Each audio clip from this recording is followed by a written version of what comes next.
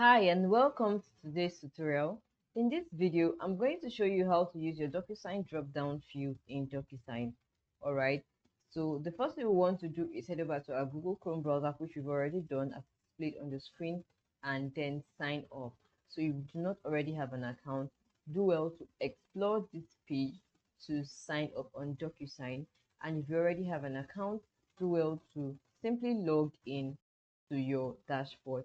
Right, DocuSign drop-down fields, also called list fields, allows you to give signers a set of predefined options to choose from.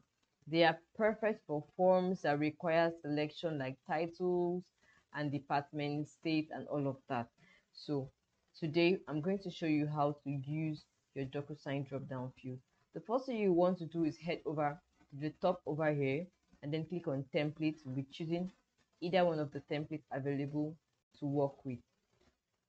All right, so we're just going to head over to our template gallery and just pick any template already made available to work with. So we'll just work with this particular template.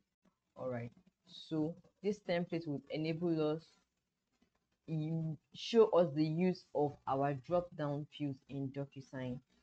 All right, so while this field has come up here at the left hand corner of your document, you can see a list of fields such as signature fields, contact information, and input. So what you want to do is add any of these fields into your chosen document so you can have the drop down option. So let's say, for instance, I want to add the date signed, all right, field in this particular document. I will just click on where I want it to appear in my document.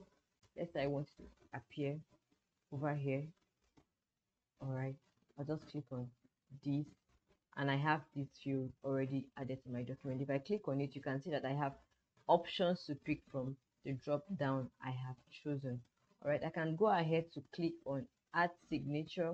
Since I want to add my signature over here, I'll click on signature, and if I click on it, you can see that I have options to add signature as a seller or buyer or edit the recipient.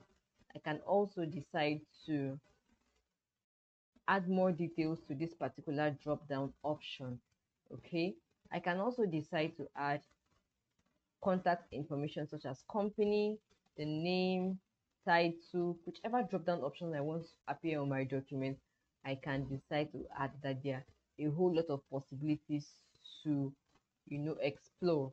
This is how you can add drop down fields in your DocuSign document. Thank you so much for watching this video. I hope it was short, explanatory, and now you can go ahead to explore how to add the drop down fields in your document in DocuSign. Until the next time, bye for now.